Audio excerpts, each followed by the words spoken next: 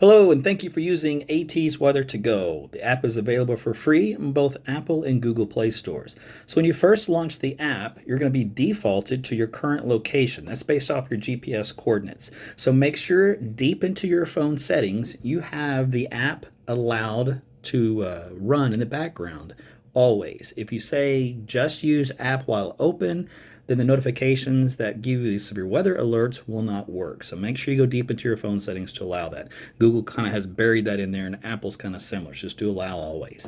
Okay, so with that said, we'll start off because it says Oklahoma City for me. So I'll tap that first top banner. You can see your temperature. This is all your current conditions. Even has a radar map for you. You can click on with this little square to the top right of that. That will open it up. Otherwise, we'll skip on down to temperature. You can tap precip. You can tap wind, and that changes all those values. There is your 7-day outlook. If you scroll down way to the bottom, you can have your sun and moon times. Okay, so let's back onto that. Let's go back to the main page. We'll tap the top 3 dashes on the left, and that will show you the menu.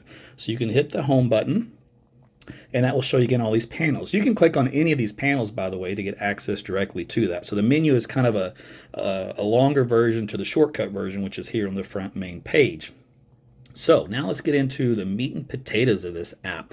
And what you're going to notice is the app here, the weather map on the left, and we click on that, and it has all the watches and warnings, all the storms. It even gives direction. It gives arrows movement. So what we're going to do is zoom into this little batch of storms up here in Kansas right now. And if I press the play button, which is at bottom left, you can see the movement of these storms. And then once you're finished with that, you can press pause.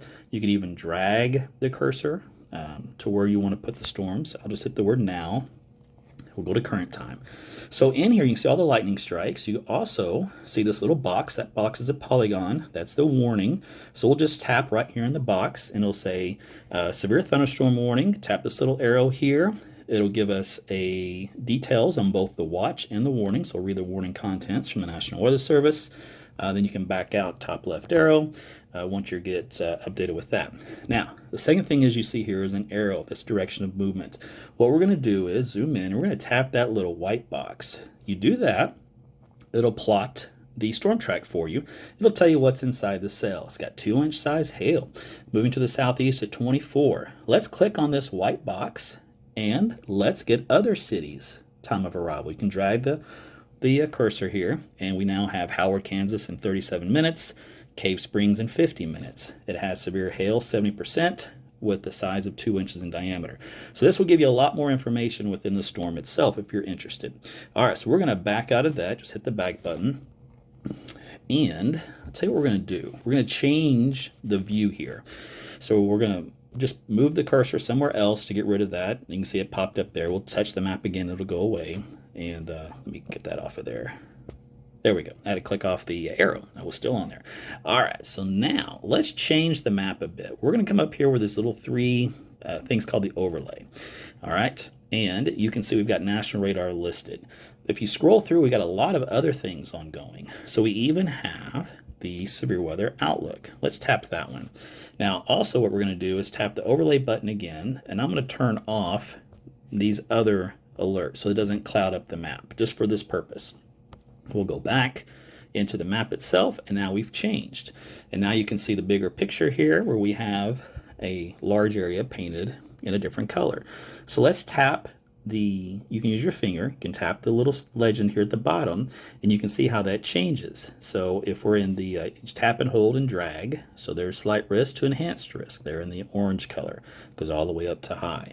So that kind of gives you an idea on how you can use the legend at the bottom to see different values on different things you may select in the app, on the map. All right, so let's zoom back in. We've got Tulsa here for an example. So I had just placed Tulsa on the map as a location I'm interested for. And you can do this all across the entire United States. You can even do it in other parts around the globe, but most of my weather data is going to be centered for the U.S. You will get some limited data in other parts of the world. All right, tell you what, let's add a place. Let's say I'm interested in what's going to happen up here in Kansas. Let's go back to here. I'll put back on the national radar. And I'll toggle that back off so we can see where our storms are. Let's say I've got family who lives in Beatrice.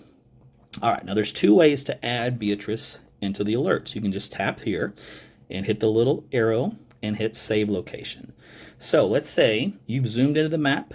Maybe Google doesn't know where you live yet, but you do. And you can zoom into that map really tight, go all the way down the street level. So we'll go all the way in here, and you know exactly where you live on the map.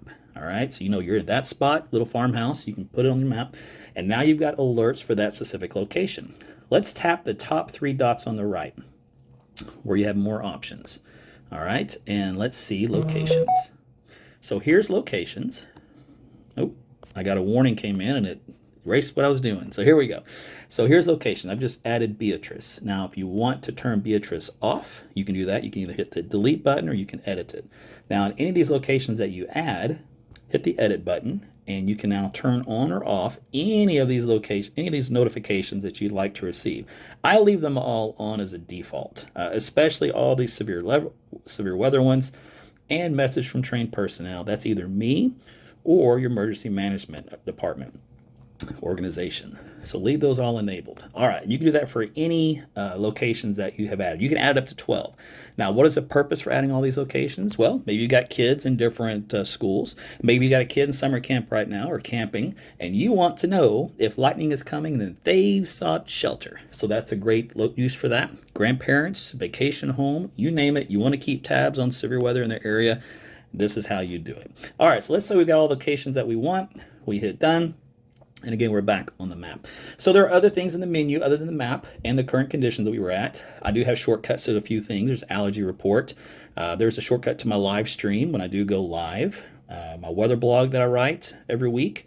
Weather station that I've got. Some social media accounts. Again, this quick tutorial app is located within the app as well. My website. You can either hit the submit content if you'd like to send a report of severe weather to your emergency management or to myself. So we'll tap on that just to show you what that looks like. And of course, it'll ask you if you can allow your phone, so to hit yes for pictures. And then it kind of gives you a warning, don't get in harm's way, but you can take a picture or send it from your gallery along with information on what you witnessed. All right, so we'll clear that. We'll go back over here to Safetynet Alerts. This is what's coming through on your phone for your notifications. So for example, I have now storms in the area. All right, well that's from Beatrice. Remember I just added that. With a BTI of 2.3, this is very important. When you get a dangerous storm or a twisting storm approaching, that BTI number is going to go up. So here's one recently where it says a dangerous storm is approaching with the tornado threat medium. That's based off this BTI number of 4.4. If that number keeps going up, you need to hit shelter. If it's a 7 through a 10, it's a tornado. If it's a 4 through a 6, you better watch it real close. If it's a 1 to 3, it's just a heads up. You've got a twisting storm coming your way, or rotation that could do something. So as that number gets higher on a scale of 1 to 10, you need to take that seriously. So that's a quick example of how that BTI number works. Okay, so what else we have here? And let's see here. Let's go to... Tell you what, let's go to donate and support. If you like what I do, if you like using the free app, and you like my weather broadcasts and the forecasts I put out, you can go to the donate support tab and it lists Facebook fan subscriptions, Patreon, YouTube memberships, Subscribestar, PayPal, many ways you can support myself as a content creator. All right, let's see, I'll tell you what, let's go back to home.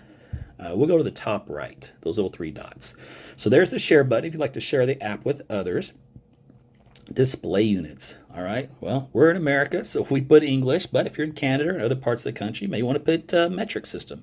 All of a sudden, we've changed to 32 degrees. Boy, that'd be nice to see 32 instead of a 90 degrees out there, right? All right, I'll put that back to English. See, I just had an alert come through. Lightning has been detected within 15 miles, so thanks for that. I now know to get out of the pool or out of the lake and get to a place that's safe.